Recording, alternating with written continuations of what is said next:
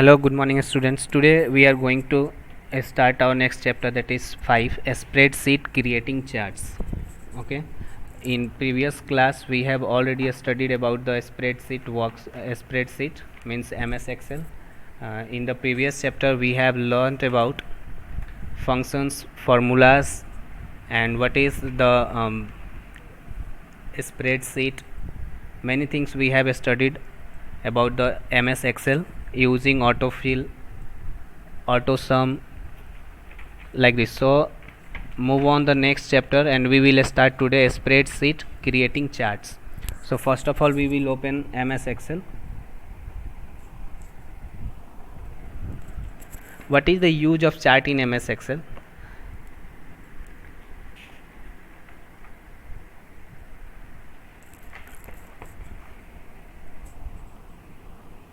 We can represent the data of Microsoft Excel 2010 in a chart. The chart will appear on the worksheet itself.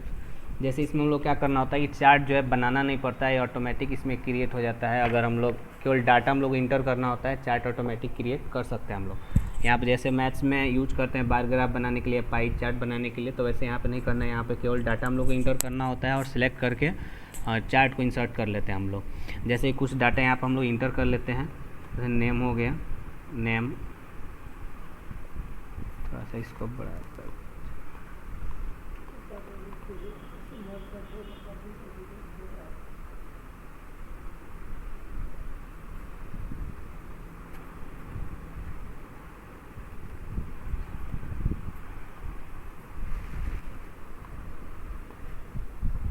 Name, class, subject हम लोग जैसे math लिख दिए, math, science. अब इसमें name हम लिखते हैं, ठीक है।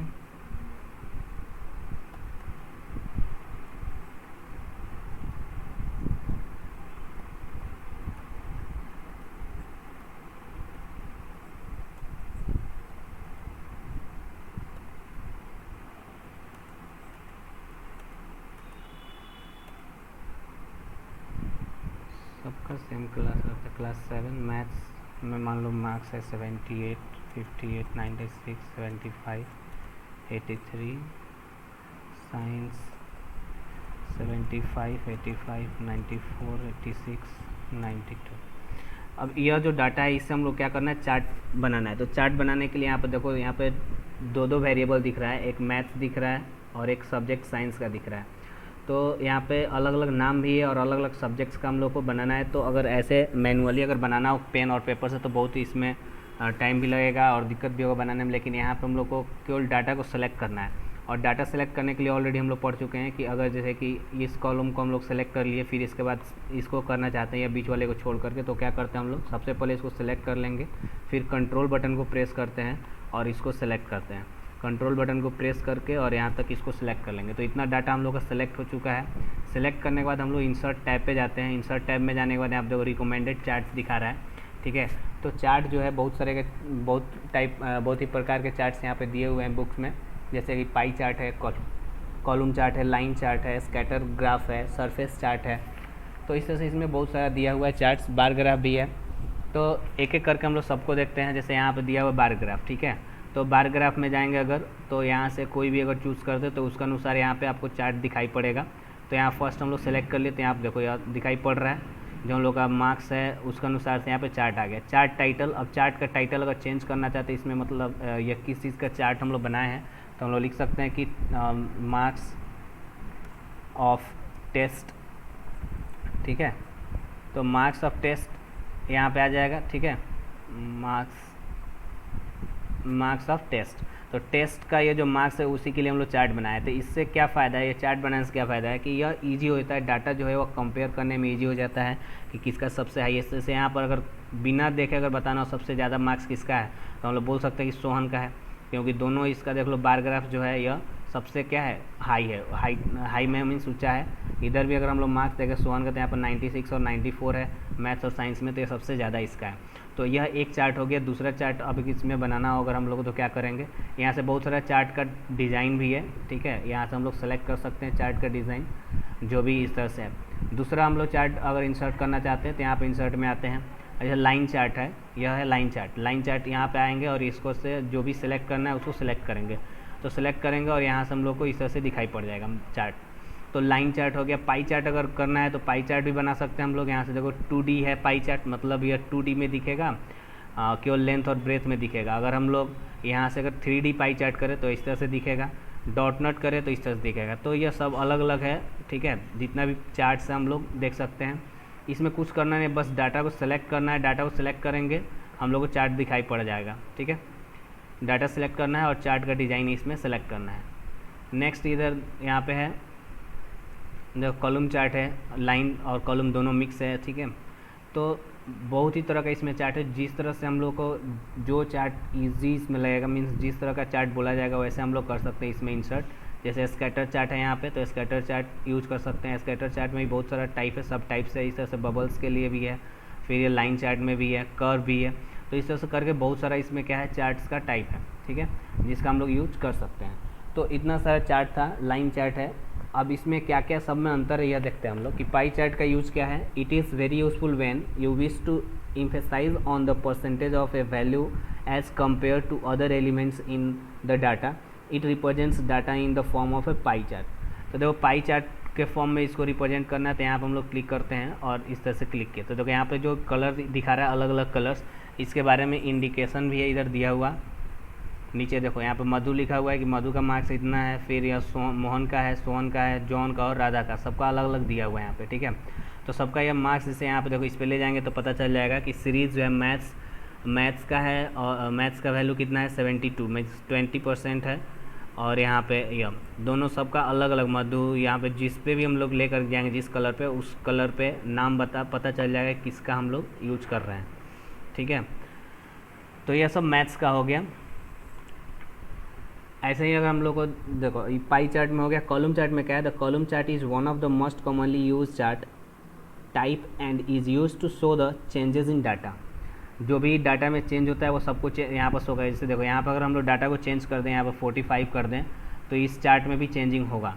चार्ट को चेंज करने की ज़रूरत नहीं है, वो ऑटोमेटिक चेंज हो जाएगा, ठीक है। जैसे 85 है, इसको हम लोग केवल 8 कर दें तो इसमें भी चेंज होगा, ठीक है। जहाँ जो भी यह मैथ्स के लिए केवल ये जो बना, यह मैथ्स के लिए बना, इसलिए इसमें अगर साइंस में चेंजिंग कर रहे हैं तो कोई चेंजिंग नहीं आ रहा है। जैसे यहाँ 45 है, इसको हम लोग 58 कर दें तो देखो चेंज हो रहा है।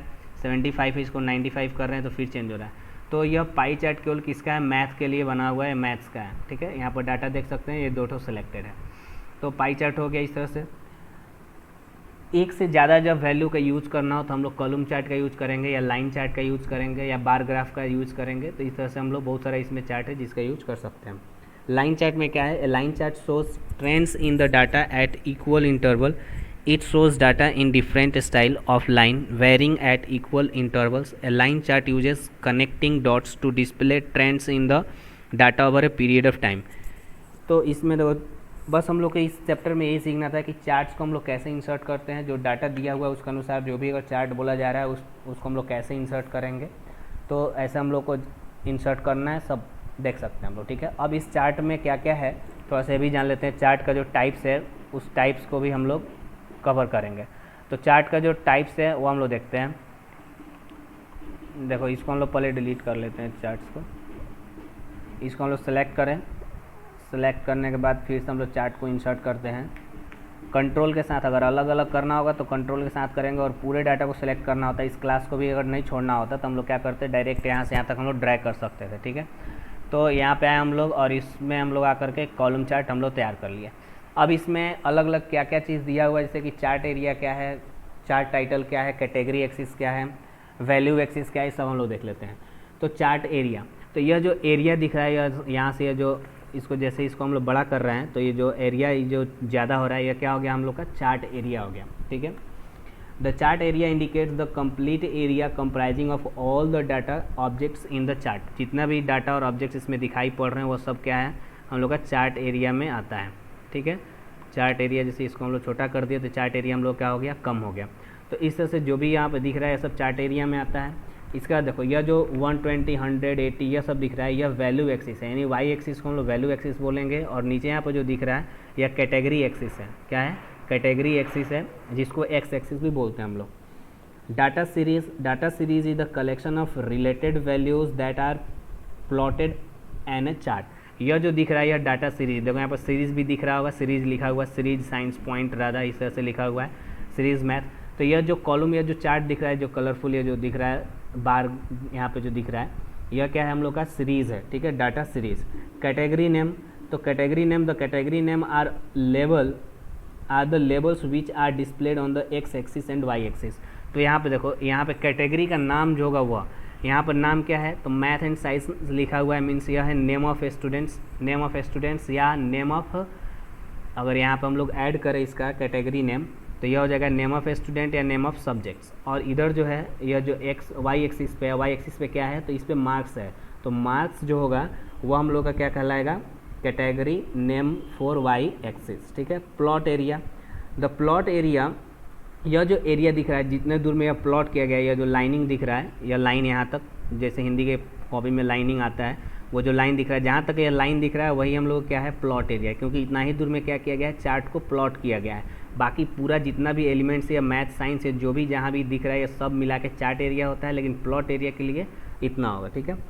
तो प्लॉट एरिया हो गया। Chart title, it is the text that identifies the purpose of the chart, ठीक है, it is the text that identifies the purpose of chart. Chart title, जैसे कि यहाँ पे सबसे ऊपर हम लोग चार्ट टाइटल लिखा हुआ दिख रहा है, यह चार्ट टाइटल से हम लोग यह पता चलता है कि यह जो चार्ट बनाया गया है ये किस चीज़ के लिए है, ठीक है। इसका कोई ना कोई नाम होगा इस चार्ट टाइटल के जगह पे, ठीक है। तो इस चार्ट टाइटल के जगह पे हम लोग कोई नाम लिख सकते हैं, जैसे कि यह किसके लिए था, तो यह टेस्ट लिया गया, अगर टेस्ट का यह मार्क्स है तो टेस्ट लिख देंगे, मार्क्स ऑफ टेस्ट।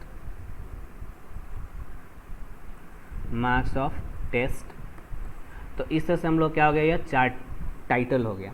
लीजेंड्स क्या है, these are the label that identify different series that have been plotted in the chart. जैसे देखो लीजेंड्स यहाँ पे नीचे, सबसे नीचे यहाँ पर दिखाई पड़ रहा है, यह जो कलर दिखाई पड़ रहा है छोटा छोटा, यह क्या कहलाता है, लीजेंड। देखो लीजेंड इंट्री लिखा हुआ भी है, लीजेंड इंट्री, तो ये दोनों क्या है, लीजेंड है। तो इतना सब जो था ये चार्ट का कंपोनेंट्स है, ठीक है। क्या क्या है चार्ट का कंपोनेंट्स, चार्ट एरिया है, कैटेगरी एक्सिस है, value axis, data series, category names, plot area, chart title and legends. These are the components of chart. Type of charts already हम लोग देख चुके हैं, कैसे इंसर्ट करना है यह भी हम लोग पढ़ चुके हैं, ठीक है। तो इस चैप्टर में अब हम लोग को बस चैप्टर ही हम लोग कंप्लीट होता है। एडिंग एक्सिस टाइटल कैसे ऐड करते हैं यह सब हम लोग देखना है। तो नेक्स्ट वीडियो में हम लोग देखेंगे लोग कि कैसे हम लोग चार्ट टाइटल तो बहुत ईजी था, आराम से हम लोग ऐड कर लिए। फिर इसका एडिंग एक्सिस टाइटल कैसे ऐड करना है, primary horizontal axis title, primary vertical axis title, change the type of chart के टाइप को कैसे चेंज करेंगे, इन सब को हम लोग नेक्स्ट क्लास में देखते हैं कल।